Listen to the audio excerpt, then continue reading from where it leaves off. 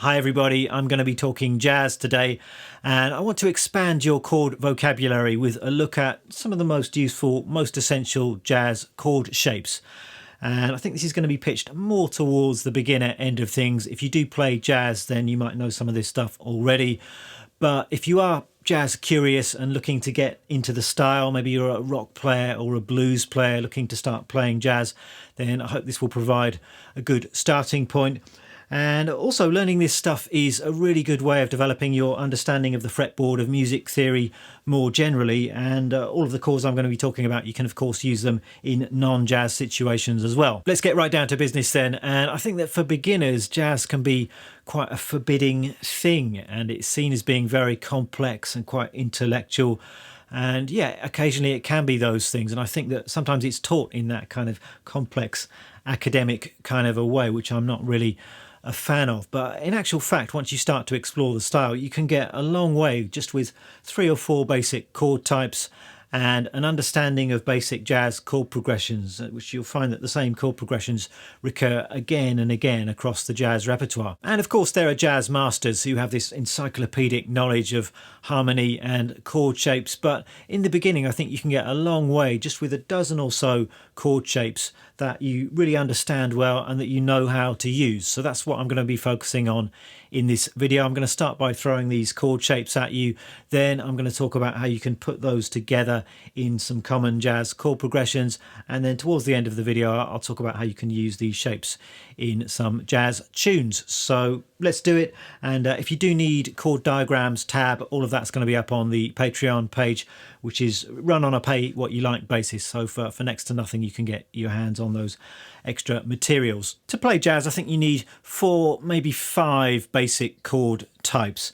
And I realise that's a little bit of a sweeping statement, but I think it's broadly speaking true, and more complex chords can really just be seen as variations on these basic types. And these chord types are major 7th, dominant 7th, minor 7th, minor 7 flat 5, and I might as well throw diminished 7th in there as well. So let's take a look at a couple of ways of playing each of these chord types. I'm going to start with some very common, very useful chord voicings with the root on the 6th string, and let's do these with a C root note. So this is going to be our root note here, 8th fret on the low E string, and going to begin with this major 7th voicing.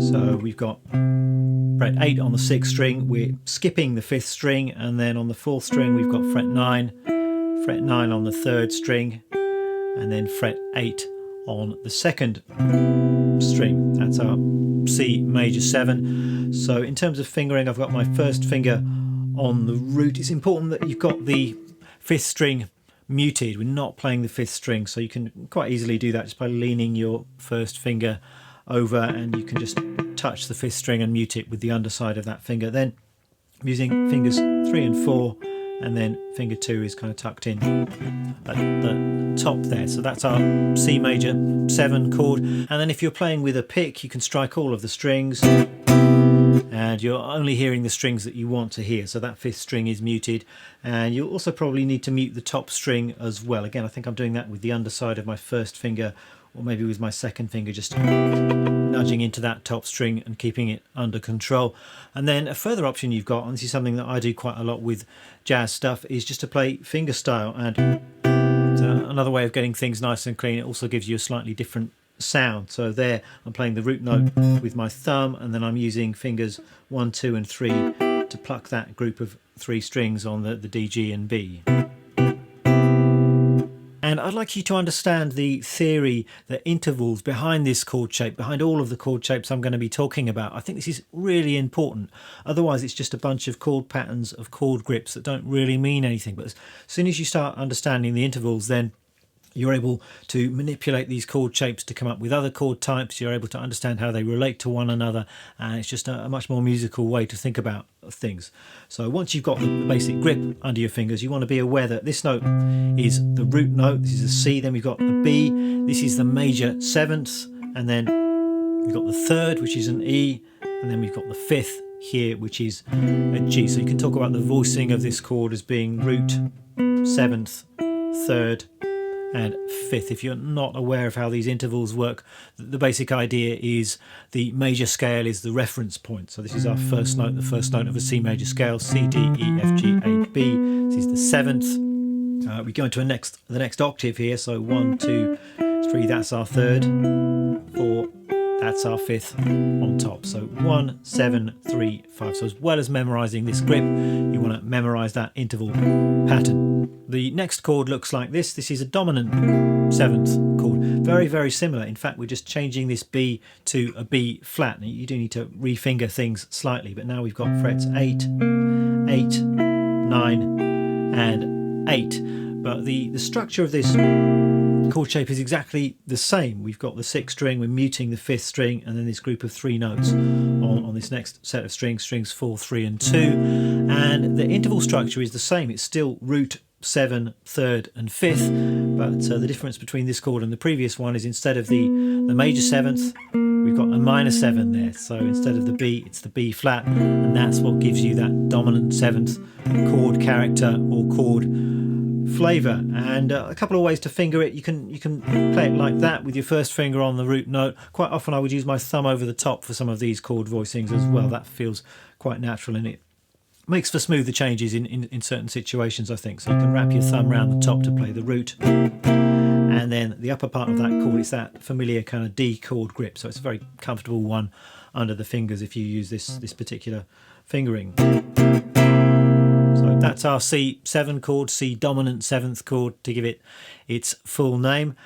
Next, let's play C minor 7 chord. And again, this is just one note different from the previous chord. So instead of an E, we've got an E flat. So all of the notes are now at the 8th fret. We've got C, B flat, E flat, and G. The intervals, we've got root, flat 7, flat third, and then fifth. So the difference between the dominant 7 and the minor 7 is that third. Instead of this, we've got that, the minor third. That's the main sort of character note of a minor 7th chord. So that's our C minor 7 chord. And in terms of the fingering here, I'm using finger 2, and then I'm flattening down my third finger to play that group of 3 notes there. You just need to kind of collapse that first joint of that finger to grab that. You could again play it with the thumb over the top. I've seen some people play it like that, where you're using all 4 fingers and squeezing them in. That, for me, that's a little bit awkward. I prefer this grip.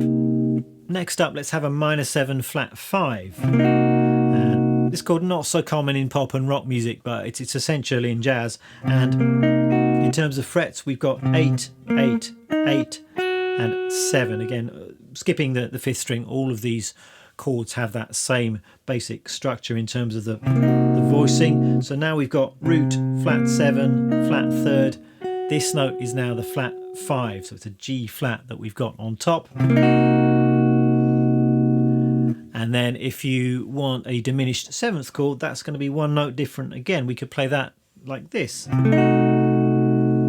So we've got frets 8, 7, 8, and 7. That's a diminished 7th chord. And in terms of the intervals here, we've got the root. This note here is actually referred to as the diminished 7th, hence the name of the chord. But if this is the natural 7, then we can do the flat 7, and then we take that down again, and we've got the diminished 7. So it's 7, minor 7, diminished 7. It's in fact the same note as the 6th, but to be theoretically correct, you should refer to that as the diminished 7, double flatted 7. So we've got that, and then we've got the minor 3rd and the flat 5, or the diminished 5th on top. So that's C diminished 7th chord. So that's our first batch of 5 chords.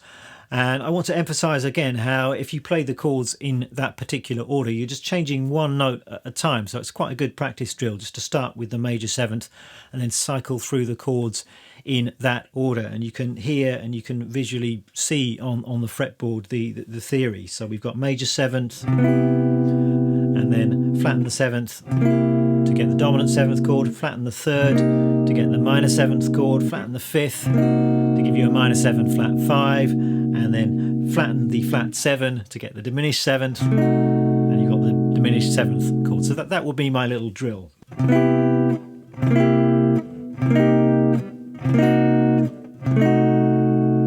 So doing all of those chords with the root on the 6th string. You can play that in some other places on the neck as well if you want to. So A major 7, dominant 7, minor 7 flat 5, diminished 7th. Then we can do a similar thing but starting on the 5th string, so with a 5th string root. Again, if we do this with a C root note, why don't we play a major 7th chord like this? So starting from the 5th string, we've got frets 3, 5, 4 and then 5.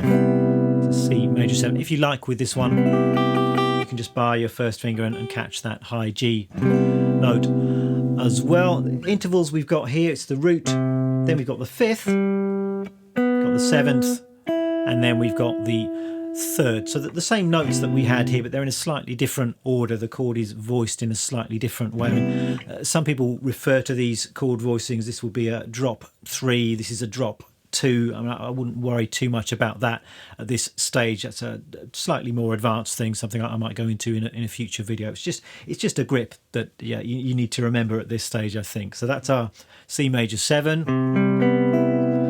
And let's go through the same cycle of chords. So this is the 7th. If we flatten that, we've now got a dominant 7th chord. So I'm barring with my first finger again. I've got my 3rd finger and my little finger is playing the major 3rd. We flatten that major 3rd, so the E becomes the E flat. Got a C minor 7 chord. Then minor 7 flat 5 is next, so we're going to need to flatten the 5. That's this note here. It needs to come down. We just need to juggle our fingers around a little bit, re-finger, but there's our minor 7 flat 5 chord. And then one more chord, we can play this for the diminished 7th chord. So this B flat here, we take that down 1 fret and we've got this diminished 7th chord voicing. And you can do the same drill with these, I think, just cycling through the different chord types. Major 7, dominant 7, minor 7, minor 7 flat 5, and then diminished 7. So that's our next batch of 5 chords. Memorize those chords, understand the theory.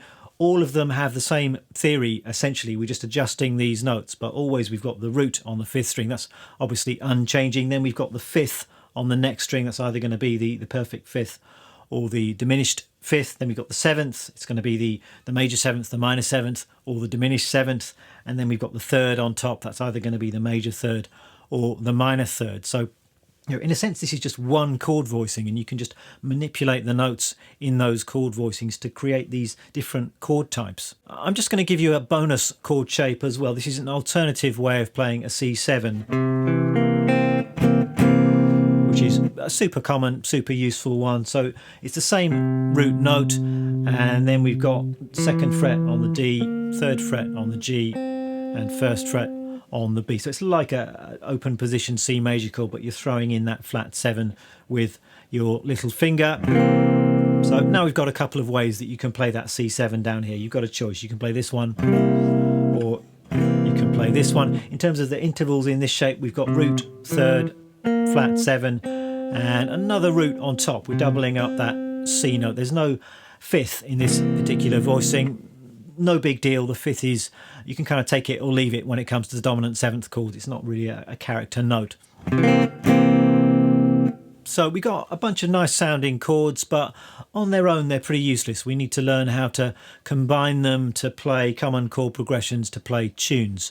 I suppose the obvious starting point would be to put them into a 2-5-1 progression. A 2-5-1, absolutely ubiquitous in jazz. It's one of the fundamental building blocks of so many jazz tunes. So it makes sense to start there, I think. Let's do it in this area of the fretboard to start with, in the key of C. And 2-5-1 just refers to the chord's position in the key. So the 1 is going to be our home chord, that's our C major 7. The 2 chord C, D, and the naturally occurring 2 chord in a major key is a minor chord or a minor 7th chord. So we're going to play a D minor 7, and then the 5 chord C, D, E, F, G.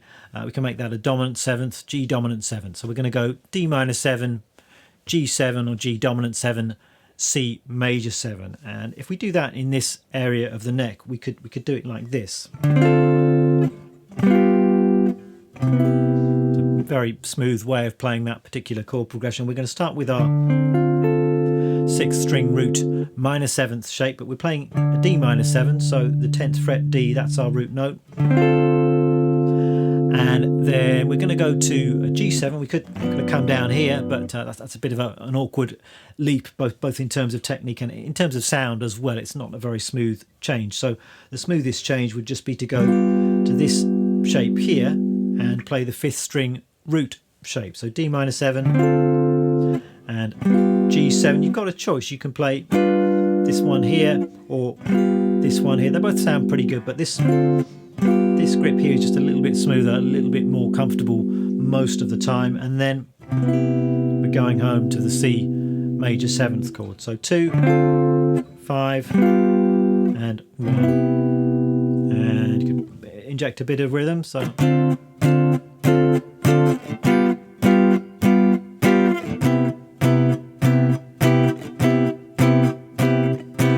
generally speaking, the one chord is held twice as long as the other two chords in the chord progression. Equally common is a minor 2, 5, 1. So the one chord is now a minor chord. We can make it a C minor 7th chord. Now in a minor key, the 2 chord is the minor 7 flat 5. So we can play a D minor 7 flat 5 like this. The 5 chord is going to remain the same. That's going to be our C7, either like this or like this. And then we're heading this time to C minor. So we've got this.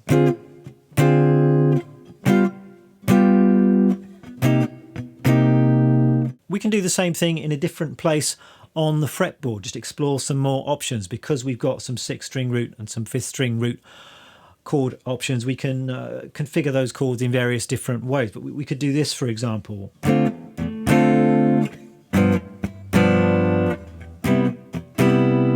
So 2, 5, 1 in C major. This time we're starting with our 5th string root D minor 7th shape.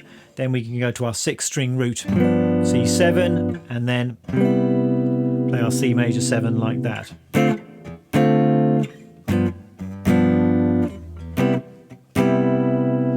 And we turn that into a minor 2, 5, 1. So we can play our D minor 7 flat 5 like this. Our G7 stays the same, and this time we're going to a C minor 7 like so.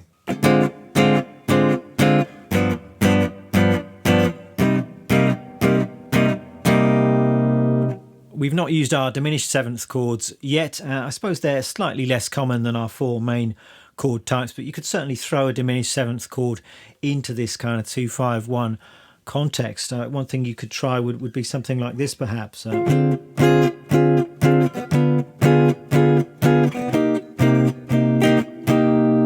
instead of the 5 chord, instead of the G7, we could substitute a diminished 7th chord. So we could go D minor 7 flat 5, and we could just switch that to a D diminished 7th chord. And then C minor 7, that's got a nice sound.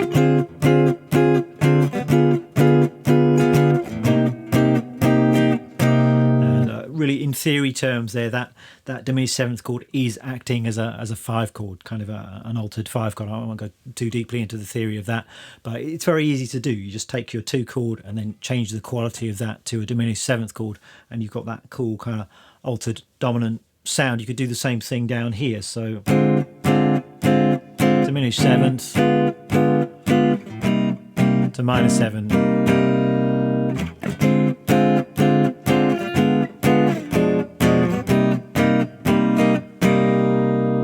So we have these chord shapes. You can now combine them in some useful ways. I think the next step would be to learn some tunes.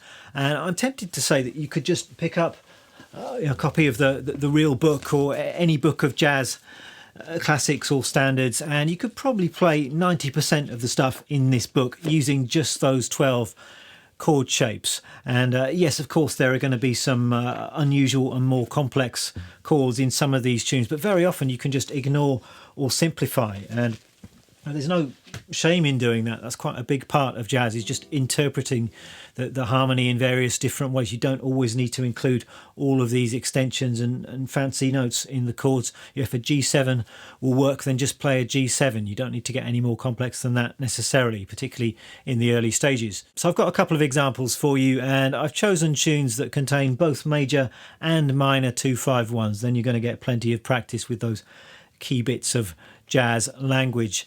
And for the first one, why not go for something like Blue Bossa, that great Kenny Dorham tune, and it's usually played in the key of C minor, I think. So C minor 7 is going to be the 1 chord, and then it goes to the 4 chord, which is F minor 7, which I can play down there, and then it's a minor 2-5-1 taking us back home again. So D minor 7 flat 5, G7, and C minor 7. Then there's a little bit of a key change. It goes like this. So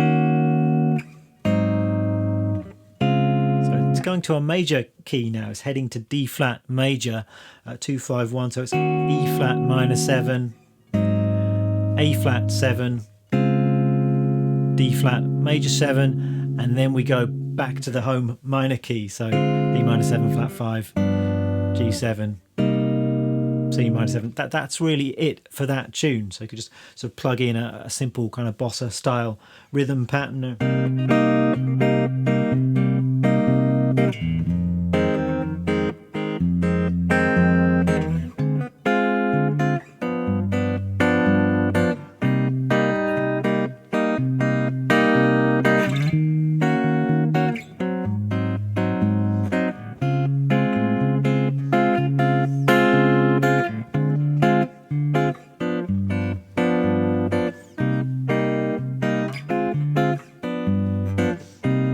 Something like that, and it sounds pretty decent. I mean, yes, you could get fancier with some of those chord voicings eventually, but that's a solid way of playing that tune. So there I was, centered on this 5th string root C minor 7 chord voicing. You could play the tune in various different ways. Then you've got options. If you're kind of comping for somebody, you don't want to play it the same way every single time. You want to be able to do it in a few different ways. So just with our chord shapes that we've learned today, we could play it up here as well with the 6th string root shape as our starting point. So C minor 7, F minor 7 here, then we've got our 2-5-1.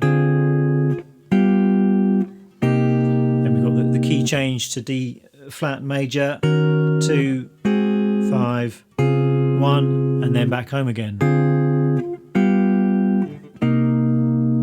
Another obvious one to look at, but a real must-know jazz classic, would be Autumn Leaves, and again that's all based on 2-5-1s. It starts with a major 2-5-1, then there's a minor 2-5-1, and I think I tend to play this in the key of G major, so it starts with a 2-5-1 in G. So A minor 7, start with our 6th string root shape, D7 and G major 7. These 2-5-1s, they just become this muscle memory thing eventually. I'm not really thinking about the 2, the 5 and the 1. It's just this kind of chord move. It's all this sort of one block of harmony that's right under my fingers. So 2-5-1 in G.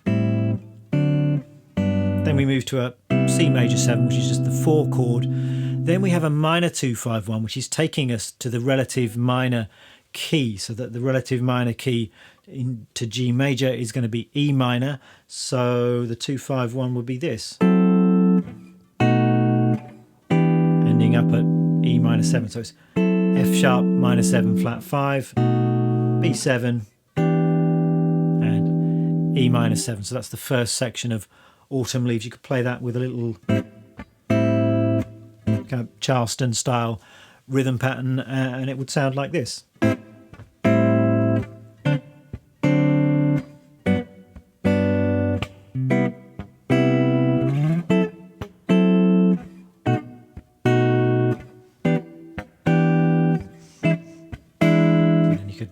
Take that round again. I could do that in some different places on the fretboard. We could play it up here.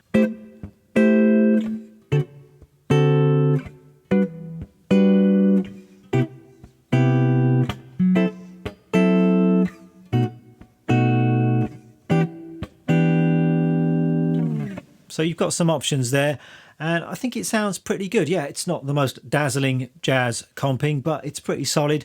I don't think anyone would have any complaints if you played that on a gig and somebody had to improvise over the top of that. And we're really just laying a solid foundation here, and this really gives you somewhere to go next. If you've got all of these basic chords down, you'll find that you can quite easily just adjust and adapt these shapes to get some more sophisticated sounds. So if you wanted to get some ninths or 13ths in there, if you wanted some altered dominant chords, it's actually quite easy to do. You know, if you've got a C7 chord like this and we've got the 5th on top, you want a C7 sharp 5, just play that note up 1 fret. If you want a C7 flat 5, if you want a C major 7 with a sharp 11, you can play it like that. I'm just kind of adjusting these chords because I know the interval structure of these chord shapes. You don't have to memorize tons of advanced chords. You can just kind of find them as you go along. Well, that's it for this video. Hope you've enjoyed it. Hope you found it interesting. Remember, if you would like tab and chord diagrams, those things are going to be up on the Patreon page. I'm going to try and put together some beautiful reference materials to accompany this video. Let me know if you'd like to see some more jazz stuff. It's been good to do this video. I think it's filled in a little bit of a gap in my catalogue of lessons, so I could do some more beginner-friendly jazz stuff. It could become a little bit of a series if you're interested. Maybe you're not interested. Maybe it's, oh, come on, Adrian, leave it out with the jazz stuff. Just do some more John McGeoch and Johnny Marr. But yeah, of course, I'm going to be doing more of that stuff as well. You know me, I like to just do a good mix of different stuff for different levels of ability, different styles. So there'll be more John McGeoch coming along very soon, I'm sure. So thanks for watching. I'll see you next time.